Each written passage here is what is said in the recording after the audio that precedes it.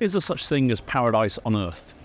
I've been living in Croatia for over 20 years now, and people have told me that the closest thing you can get is cruising the Dalmatian islands in September.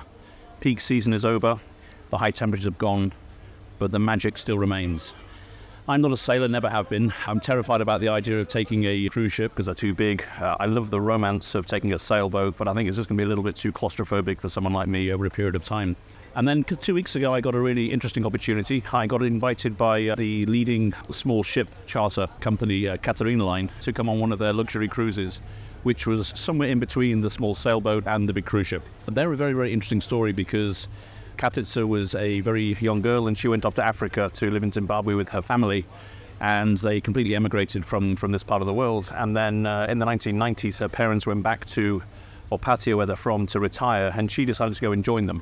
And she started a little travel company, and today in 2024, some 30 years later, she is the #1 leading small ship cruiser around the islands with over 40 ships and absolutely impeccable reputation. You know, they offer everything from the sort of luxury thing that we're doing on this trip to something a lot smaller, to various different budgets.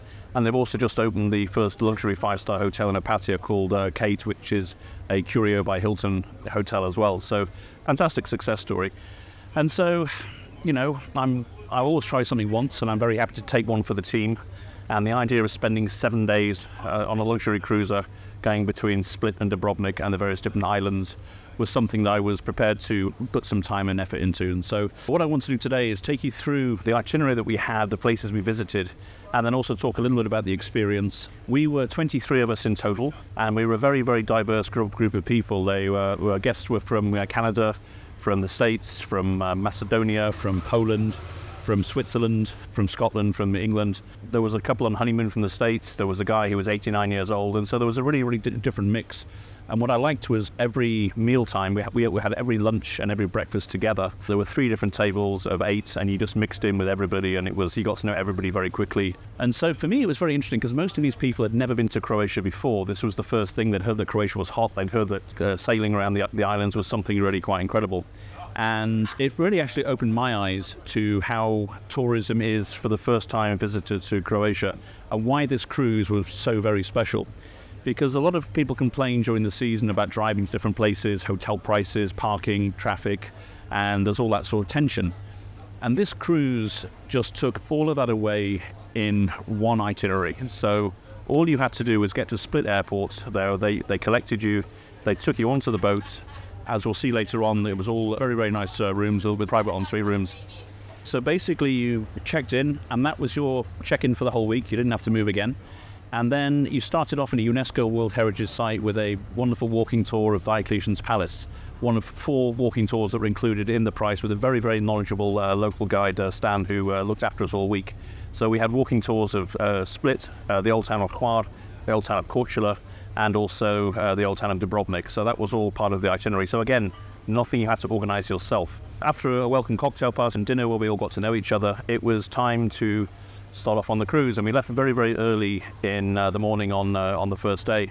And probably my most magical moment of the whole trip for me personally was pulling out of Split Harbour very, very early. I love Split in the morning when that golden hue comes onto the Brac stone of the Diocletian's Palace. But also look at these boats as we pull out, just golden, magical, peaceful, and off we went. I quickly learned that one of the great things about this itinerary was the structure and the pacing. We managed to see an awful lot of things in a week and do things, and it never ever felt hurried or stressed. So we had a very, very leisurely sail into the south of Brac to Bol, which is famous for, obviously, its Latni Rats, its famous beach. And so everybody went off there. I had some business to do in town, so I went to see the tourist board director, had a coffee, took in that Dalmatian cafe lifestyle, and I realized that one thing that triggers my PTSD is a morning Dalmatian island coffee conversation, because the noise is just enormous. I lived 13 years in Jelsa, so it's something that stays with me. I then went to one of the temples of wine in Croatia, Stina. If you go to the center of Bol, you have what was the first wine cooperative in 1903, and it's been taken over, and this is one of the best wineries here in Dalmatia, Stina. And you go inside, very, very modern, but it's keeping the tradition, and these labels are amazing, because they're very blank. They're the color of the limestone of the island of Brac, and you have the label actually embossed in. You can see which one it is. And if you look over here, you can see all the different customers that have come in with our creative art, and they've created all these different labels, and the very best of them are then showcased here in the winery. And the wine itself is fantastic. So what a great first stop. Then off we went into the Pakleni Islands in front of Hvar town. Went just off Marinkovac, went for a swim, and everybody was just in a really good mood, lunch on board, everything else. And then we came into the town of Hvar. Now, this is the island I lived on for 13 years, and I always loved seeing my island and this town through the eyes of first-time visitors. And these guys have traveled the world, they've been on cruises around the world, and their eyes were popping out. And they went off to do their walking tour. I went to see some friends to catch up, and walking around town, it was just magical. And for many of them, they said this was probably the highlight of their stay, was visiting Hvar town. It was just looking absolutely gorgeous. And in the morning, again, early morning start, more golden boats to start the day. We went down the south side of Hvar, went to the island of Scedro, just off Hvar on the south for a swimming stop, and then lunch on board. And I have to say about the lunch, several people commented that actually the quality of the food on board was arguably better than in many of the restaurants they found on land. So I was really surprised by the quality, the service of the food. It was really, really good. The chef used to work in a Michelin-star restaurant before and was very, very passionate about everything he did. And then we came into Korcula town, which is one of my favourite places in Croatia. My absolute favourite place, actually, sitting at the terrace of Mljet Dimitri, the Michelin-star boutique 5-star hotel there, with my friend Michael, who's the owner. And we're just having a wonderful gin and tonic, Jason Kong from Cambodia. Just watching there, the Mistral breeze was coming in. It was just absolutely magical. Everybody else went off to a wine tasting at Peljesac. One of the things that happens in Korcula in the September is the Korcula Baroque Festival. This is a wonderful cultural festival celebrating Baroque music.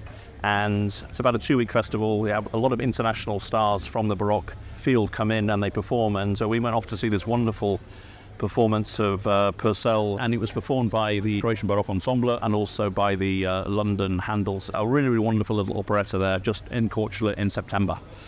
In the morning, off we go again, more golden boats, and just a beautiful start to the day, and off to the island of Mljet via a swimming stop.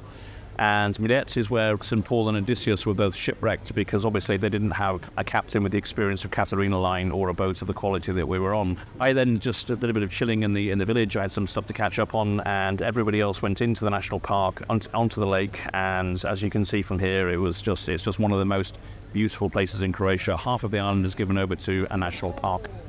And then, again, one of the highlights of the trip, we went on to Dubrovnik, and I really learned as we approached Dubrovnik just how well planned this tour is, because we managed to arrive just at sunset, and we managed to get a very, very slow moving drive-by of the old walls at a very, very close distance. And I've never seen Dubrovnik walls that close up from the sea before, and everybody was just like, wow.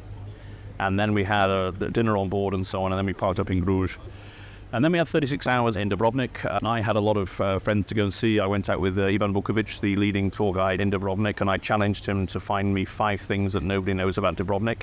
And I came back a lot wiser. I had a drink with the deputy mayor, talking about some business we're doing together. Everybody else up to the cable car, around the town, and then just going around, trying the different restaurants, cafes, everything else. They absolutely loved it. And then we start the very slow journey home. And we had an onboard wine and olive oil tasting just before lunch, which was very, very clever. I mean, the setting was beautiful. You're going through the Dalmatian Islands, and then you got this olive oil tasting and wine tasting. And, of course, the subjects of Zinfandel and Mike Gurgic and Gurgic Hills came up, and there was a lot of information about that. And then we just so happened to moor up in Trstenik, where the Gurgic Hills estate is today. And so there was about an hour and a half to stop there before we went on. And everybody was running up to the Gurgic Hills to go and try the wine, buy the wine, and so on. So it was really nicely paced with the story and where we were going. And then what I really liked about this trip was it was not just about going to city to city to city. We got on a bus and we drove for an hour over the Peljesac Bridge, which opened 2 years ago, which actually connected Croatia for the first time. And we went up into the hills into a very, very obscure village to a place that was like a little donkey farm and a little family farm there. And they did this traditional peka, and the prosciutto and the sear, the cheese, and this is the very, very traditional thing. We were met by the man in traditional dress. He explained why his village is dressed particularly like this, with these different types of colours in his clothing. And then he had a range of 3 different rakias, obviously, to start with, from walnut or rakovica, and vishnia, cherry, and then pravorica, the herb, which was very, very tasty. And then we went to see the peka. This is one of the classics of Dalmatian cuisine, slow cooked under the bell, and as you can see here, as he lifts it up, just delicious, mixed in veal and lamb with potatoes and vegetables and so on. We sat in the conover. It was just a really, really magical, authentic, traditional Dalmatian way of life, and again, for many, one of the highlights of the trip. And then, back into Trstenik, everyone was in fine voice. And then this morning we got up and we had a slow sail, again, another swimming stop in Jaklan. And now we've just come into Milna on Brac. I've not been here for 20 years, but things here are still quite lively, but it's a really chill vibe of a Dalmatian village on the coast, on an island in early September. Pace of life is just perfect. And tonight we have the final captain's dinner. Everyone will be saying goodbye tonight, and then we'll probably have a bit of party. There's a band coming on board apparently, so I'm sure I'll be singing the old Dalmatian classics later. And then tomorrow morning, our final stop, we sail back into Split in the morning. So again, we'll see that magical golden hue on Diocletian's Palace, and what a fantastic way to start what has been an absolutely outstanding week. So that's the itinerary and the experience. What made it for me was the boat, the staff, and the organisation. I don't mind sleeping anywhere, but if I'm going to be somewhere for a week, I really want to be a little bit comfortable. I had a lot of work to do as well, so we had great Wi-Fi on board, so I was working a lot in my room. But as you come in here, this is my cabin, very, very comfortable. I was shocked in a pleasant way at the size of the bathroom. It's probably bigger than mine at home, actually. And the shower was great size. There was also this wonderful little terrace, so I could sit out there. And in the morning, I just woke up and I just sit there and watch just the world going by. Super quiet, super air conditioning, everything was there. It was absolutely amazing. The public spaces I thought were fantastic, because we had this one big central room where we'd eat, we'd have breakfast every morning together, and then lunch was always included. We had a couple of dinners there as well. And so that was a very social sort of place. But then we had plenty of outdoor spaces on 3 different levels.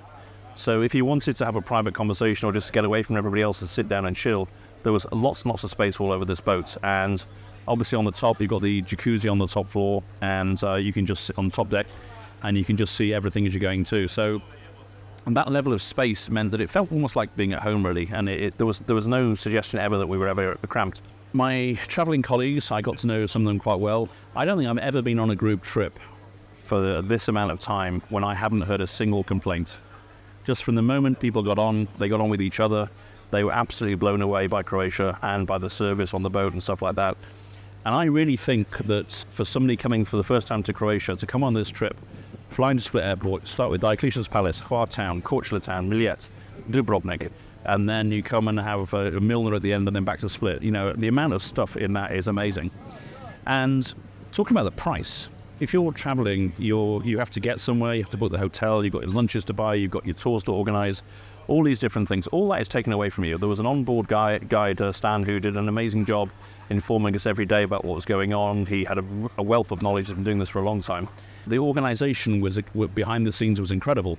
The day we went to this donkey farm for the peka, we were supposed to be docking in Slano, but the weather was a little bit uncertain, so they decided to actually move the boat and move it to Trstenik, which meant rearranging the bus journey from half an hour to an hour, but it meant that the boat was safe and in harbour for the next morning.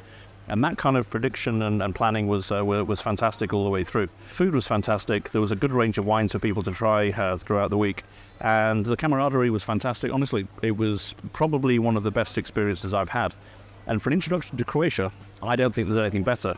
And it's no surprise to me to learn that the number of people that come on Katarina Line cruises actually repeat. So there are plenty more itineraries up to the north of Croatia and around central Croatia, as well as very different niche products. And also, we were on the luxury. Rhapsody is a luxury class, but they've got 5 or 6 different classes.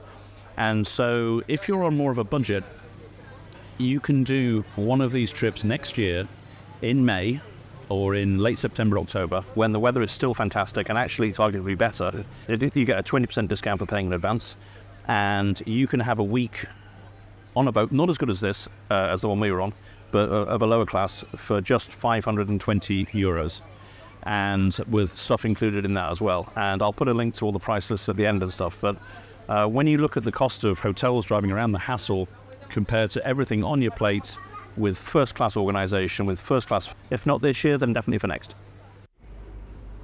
So, who are you, where you're from, and why are you on honeymoon in Croatia? I'm Grace. I'm Eddie. We're from DC area, from the United States. So, and we picked this area. We both have traveled a lot, been around the world, and so we were looking for a place that neither of us had been before, and we've heard amazing, amazing things about Croatia from friends that have been here. So we're excited to check it out. And doing a cruise seemed like the perfect way to see the country from the water, which we love. Yeah, we did. And how's it been? The cruise has been great. The people's been wonderful. The tour manager Stan has been awesome, showing us around Croatia. So, and the food has been amazing. That's one of the biggest things that was kind of like, how's it gonna be? And the food has just been awesome. Every meal's been great. So it's been awesome. I think we were like a little nervous at first of, you don't know when you're showing up to a cruise what the other people are going to be like. Will you get along with them? Will you not? And everybody's been amazing. It's been a lot of fun. We've had a lot of fun. Yeah. Any particular highlights from the week? Oh, how do you even pick? Do you have a favorite? My favorite was Hvar. Okay. So the food was great. The people was great. We had dinner at Black Pepper, if I'm pronounced that right. So that was awesome. Hotel Adriana was awesome. Oh, you went to the top bar, yeah? Yeah, we went to the top bar, which the top bar was great. So just to do dinner on like the steps and the terraces was really amazing. Yeah, the entire day was a great vibe and great weather, great people, and just kind of. Yeah. I like the swim calls. So that's been a lot of fun. So the actual pace of the tour with that. The pace of the tour has been, we were talking about that. That was one of my highs. The pace of the tour was great. We were talking about coming back from Dubrovnik and having the downtime the next day to kind of relax, reset, and it was great. Time to swim in the morning, relax, read a book, do some journaling, and then go see a new city in the afternoon. It's pretty spectacular. Yeah. Any lows? We were talking about this earlier today, and it's like hard scraping the bottom of the barrel. The power went out last night because there was a storm, so the room was pretty hot, and like that was it. That was like really all we could think of. Yeah.